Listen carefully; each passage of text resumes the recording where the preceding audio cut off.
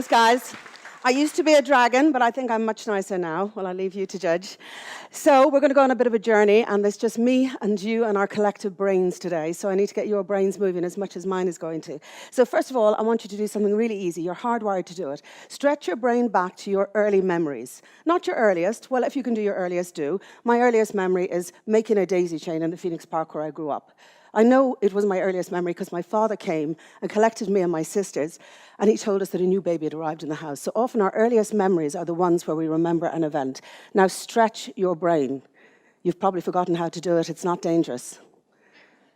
Obviously, don't try unnecessary journeys or anything while you're doing it. Okay, now, come back into the room and catapult your brain way off into the future. When you were growing up, Anne, Siobhan, Joan, Mary, John, what did you want to be? What was your unfulfilled potential? Was it that you wanted to have a PhD? Did you want to cross the finishing line of a marathon? Did you want to own your own business? Did you want to play in a rock band? Did you want to climb Everest or Kilimanjaro or Karantul? Imagine that. What's your unfulfilled potential? Keep it in your head. Keep your brain in the future. Imagine crossing the finishing line, just picking up Dr. Casey, your PhD, I assume. Imagine that moment, because now you've just done something quite extraordinary. It's a hidden superpower that you possess. It's quite amazing, and it's the nub of the secret I'm going to tell you today. But your brain has to be open to getting the secret. So now I need you to do some mental time travel with me. It's not to the happiest day of my life.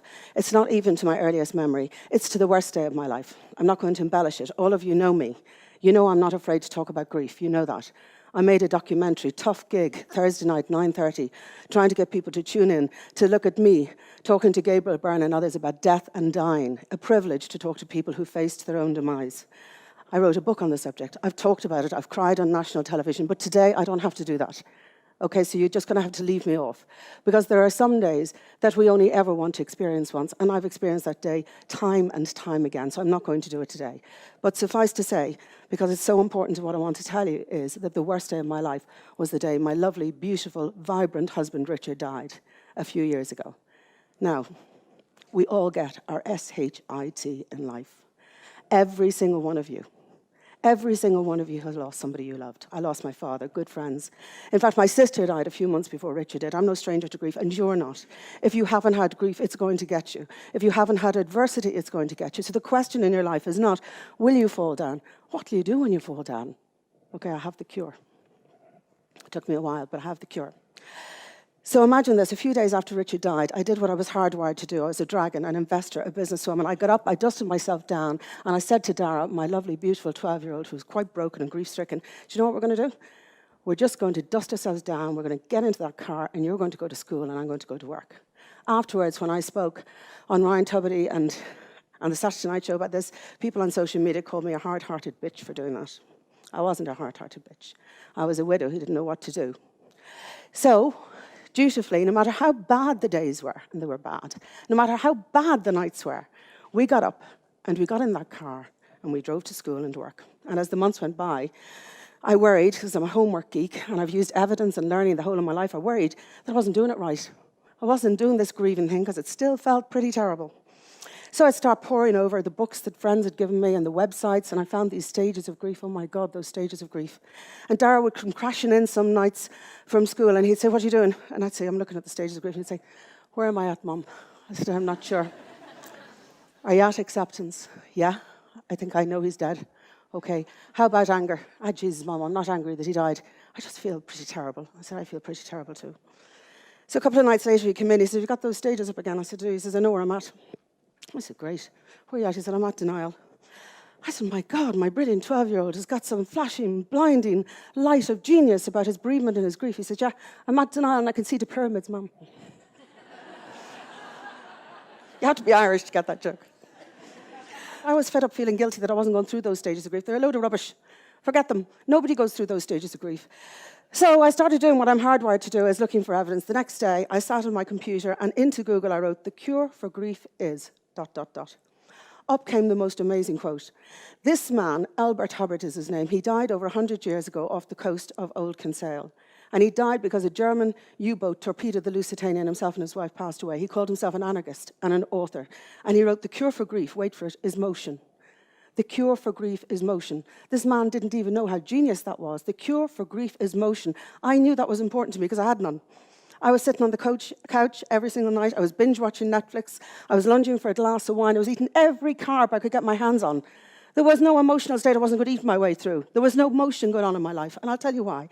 Because during those months when Richard was sick, during those months, I stayed in the moment, not a natural state for me. I studied strategy in business. I've always looked to the future. I stayed in the moment because that's how I coped. I stayed in the moment because talking about coffee and tea and milk and getting the wheelchair out of the car and what time is the doctor's appointment and what's the weather going to be like today was far better. And if my mind at any point flew off into that terrible, terrible scenario of a future where he was going to leave me and die with a will of iron, I grabbed it back to the present. And I said, will it be sugar today? Would you like tomato soup for your lunch? I stayed in the moment, and when he died, I was stuck in the moment. Worse, not just stuck in the moment. The incredible allure of the past had gripped me.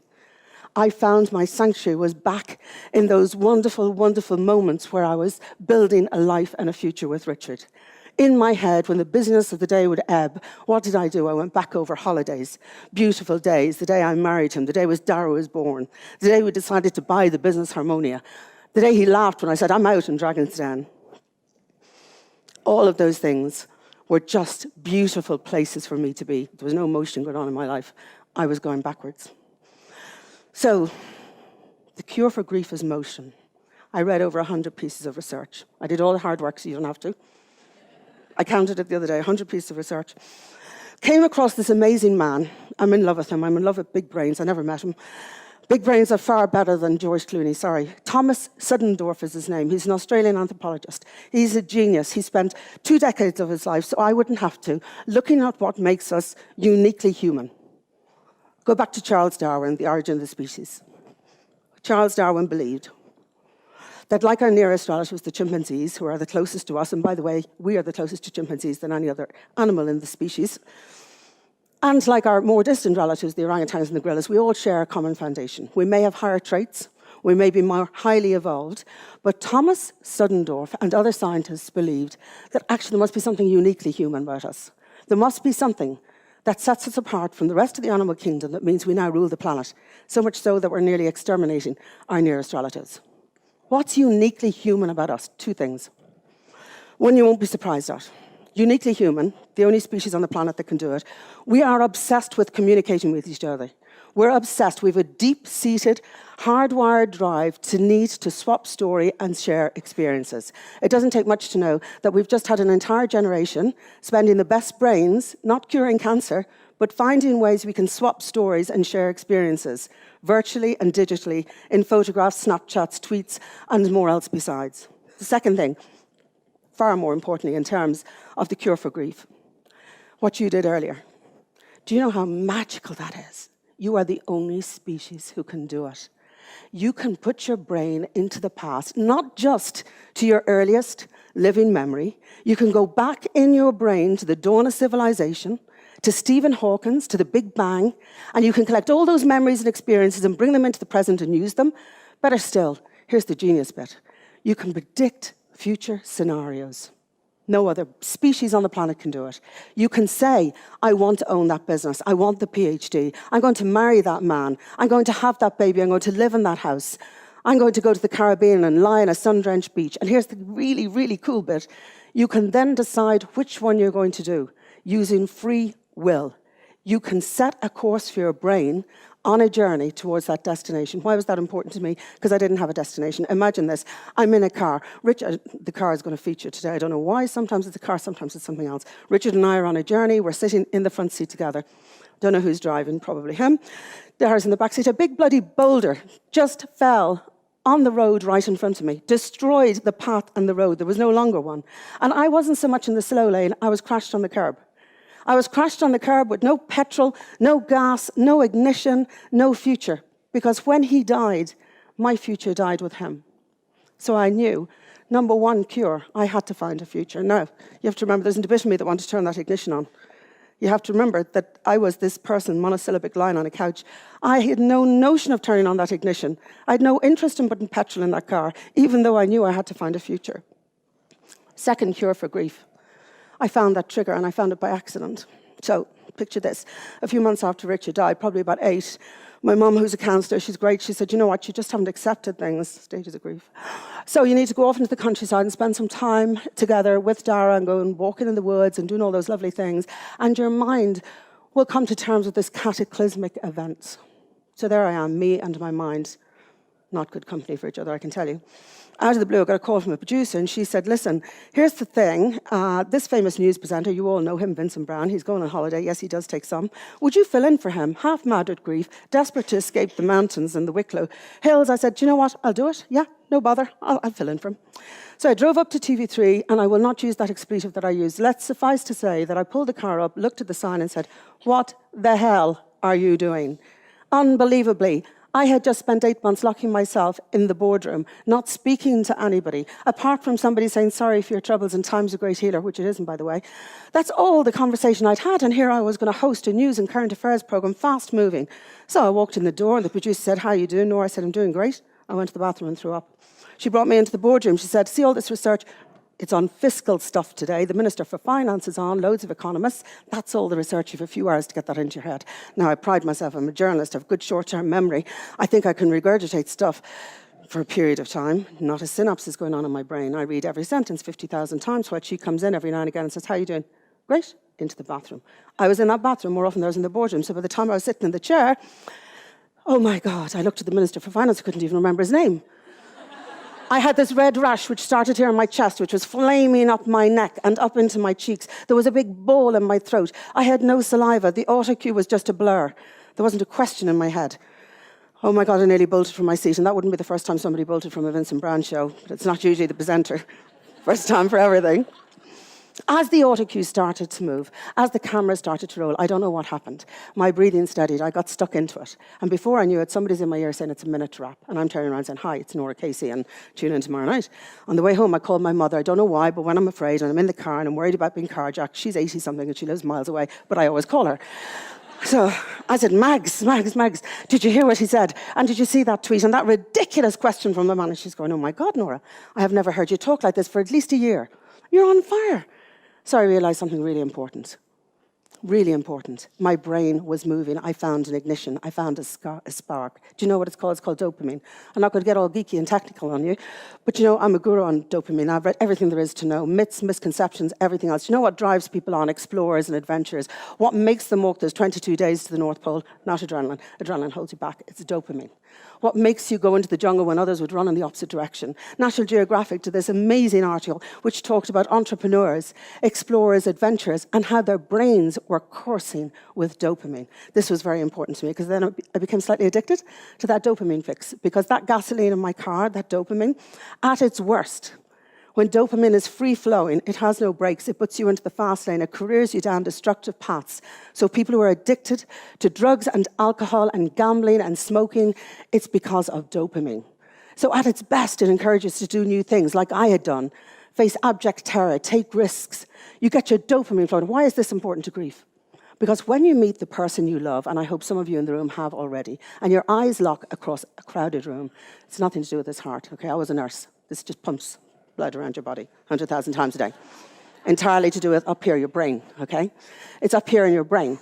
So when you meet somebody you love, dopamine gets released, and you are the best you can possibly be. You're witty, you're smiling, you're charming. You can usually write poetry. You can sing music. You can actually run faster. You can stay up all night doing God knows what.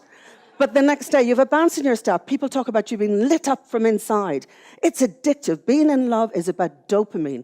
And then when you stay in love and you have that bond, that other person gives you your dopamine fuel. So all day, every day, when you have pimples and greasy hair and you wake up and he says, you look gorgeous, darling. When he gives you a kiss, when he affirms everything you do, that dopamine has been fueled. So when you break up with somebody, or worse, when they die, it is the equivalent of going cold turkey on hard drugs. Your dopamine goes through the floor. And the worst thing about dopamine is when it's absent, it's virtually impossible to get it back. And here I was, by pure accident, I found that this bit of my brain, searching for the dopamine in my lost life with Richard, was being replaced with a dopamine fix on this side. And I went on to do Vincent Brown the next day.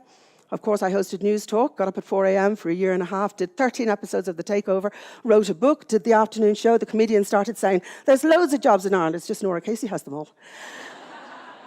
Everyone said, you're running from it. I wasn't running from it, I was running towards it. It was fantastic. I was on fire for the first time since Richard died, and I had devised a future for the first time. So here I am in my car. I now have the gasoline, and I've got the future. There's a third magic ingredient in the cure for grief.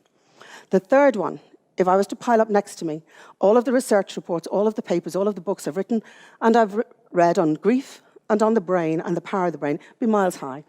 Equally, if I asked every single person who pushed that car when I didn't want them to, who took over the steering wheel when I didn't want to drive myself, who cheered me from the hard shoulder, sitting beside me, sitting behind me, if I said to them, would you like to come on stage, they would fill this whole theatre. Because the second cure for grief is that other insatiable need that we have to share stories, swap experiences, and collectively learn together. So here's what all the geeks and the scientists say, a very important thing. Really important. Imagine your mind's like a sat-nav. You can put the destination in. So first cure for grief, I knew I had to have a destination. You can find the trigger and the ignition, and you can find the momentum in all the wonderful people in your life. But actually, you are far better off asking somebody who's been there. Because when you put that destination in your sat-nav, it only simulates the journey. Your mind only knows what you've given it up to that point in your life. And if you've never been in that place, the more scientific and rational thing to do is ask somebody who's in the place that you want to be, how they got to be there.